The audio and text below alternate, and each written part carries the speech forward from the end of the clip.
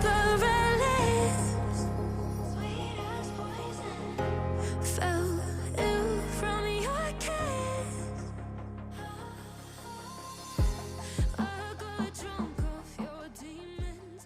One second I'm nauseous. Dasar teori cermin. Penelitian model sastra ini digagas oleh Plato, Aristoteles, dan Horace. Model cermin adalah penelitian yang bersifat reflektif. Penelitian sastra model ini cenderung mengangkat hal ihwal atau berbagai hal sebagai pantulan hidup serta memancarkan aset sosial. Cermin merupakan bayangan, yang berarti sastra adalah bayangan dari realitas sosial. Namun Darmono berpendapat dalam bukunya, sastra tidak mungkin mencerminkan keadaan sosial pada waktu ditulis. Sastra yang hendak menampilkan keadaan secermat-cermatnya mungkin saja tidak dipercaya sebagai cermin, memang patut direnungkan. Pernyataan itu bukan sebuah kesangsian yang tidak mendasar, sebab dunia kreativitas memang syarat dengan imajinasi. Oleh karena itu, cipta sastra sering berbeda atau menyimpang dari realitas. Sastra menjadi cermin khayal masyarakat saja.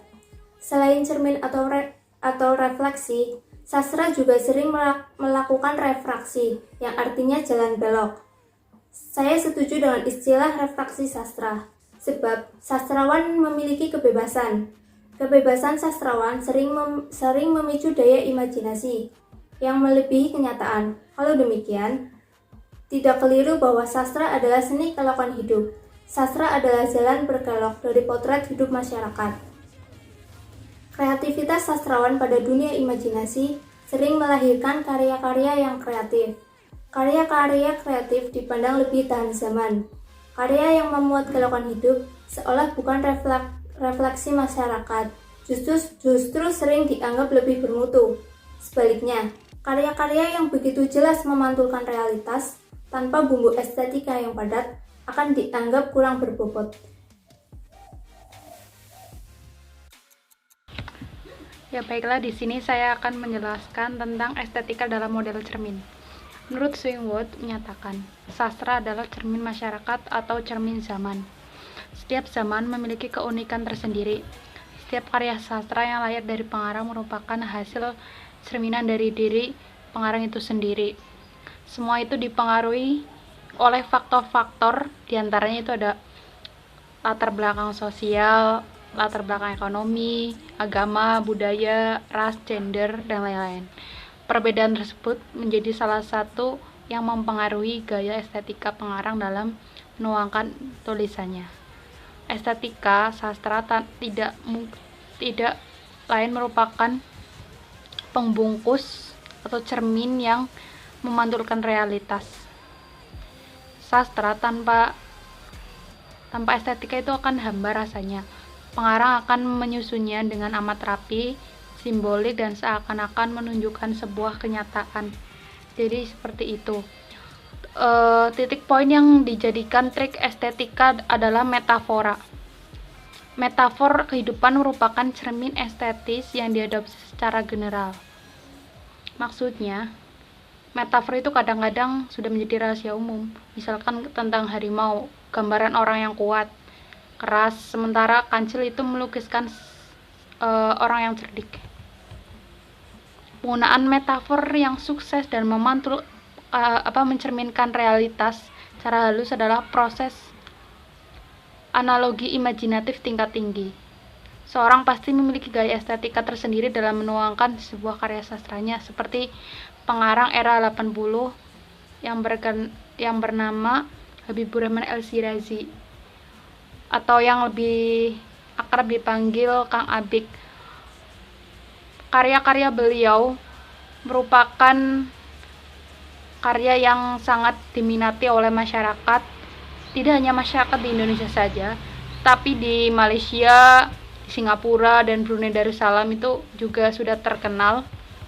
Di antaranya itu ada sajadah di atas sajadah cinta yang disinetronkan juga di Trans 7 tahun 2004, ketika cinta bertasbih, ketika cinta berbuah surga, dan ayat-ayat cinta, dan masih banyak yang lainnya. Pengarang ini dalam menuangkan idenya menonjolkan sisi keislamian karena pengaruh dari latar belakang Kang Apik ini yang merupakan basic pondok pesantren. Jadi seperti itu. Beliau juga pernah memimpin kajian Misyakati atau Majelis Intensif Jurisprudensi dan Kajian Pengetahuan Islam di Kairo pada tahun 1996 sampai 1997.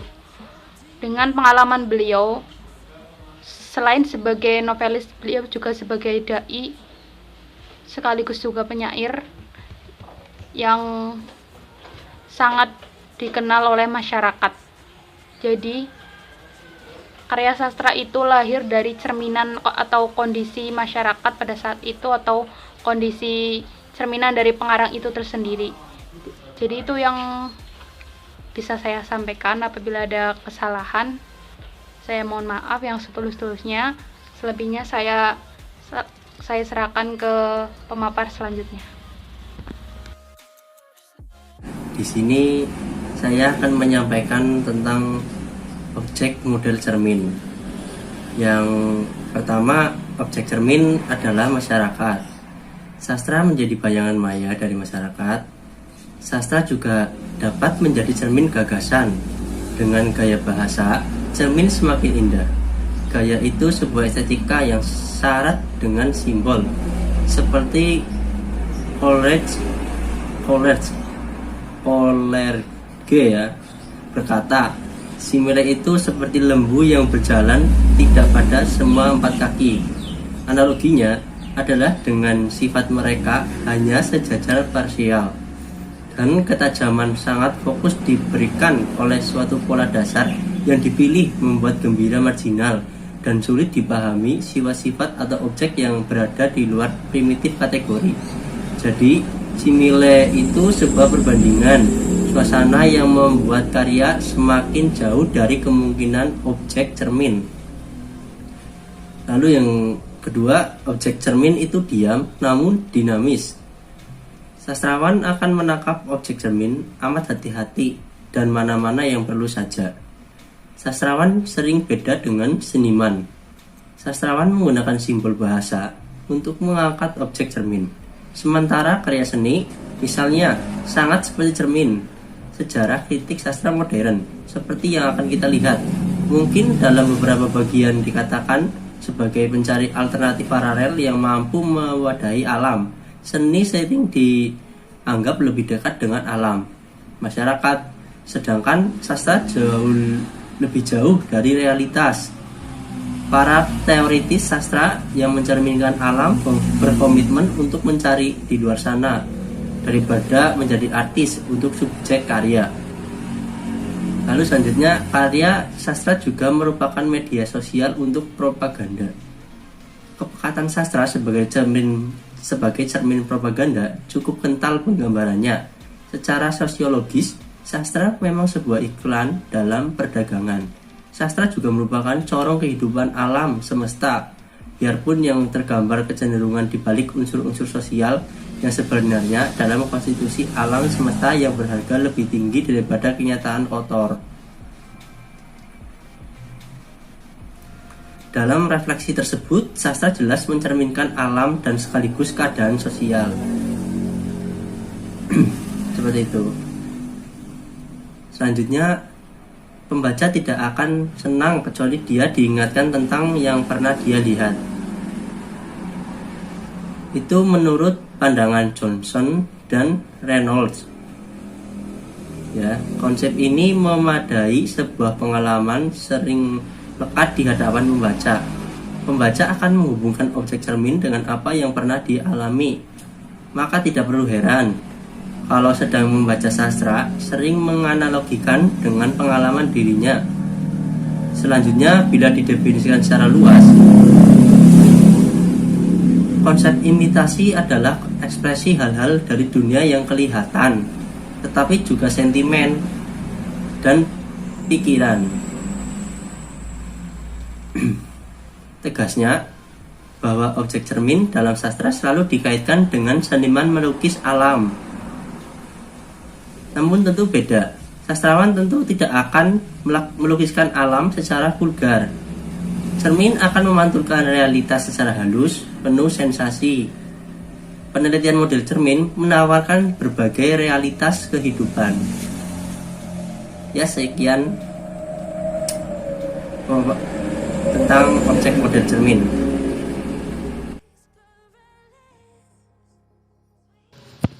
Ya, terima kasih atas pemaparan sebelumnya.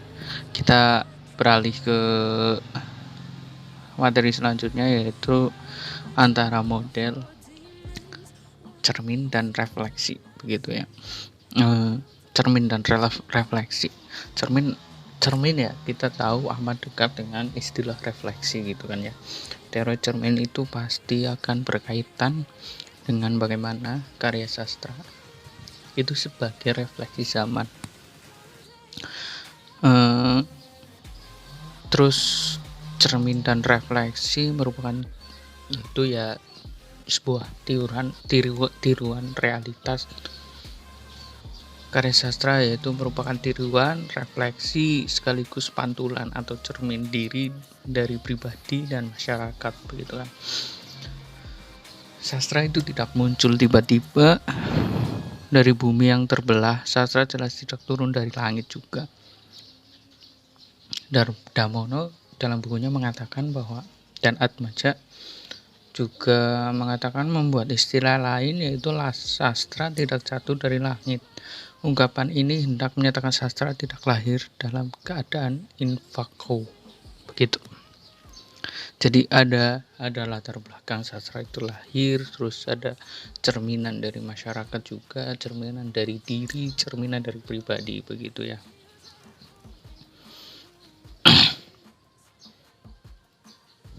Nah, untuk slide selanjutnya itu benar. Tadi saya mengatakan adalah sastra adalah cermin masyarakat.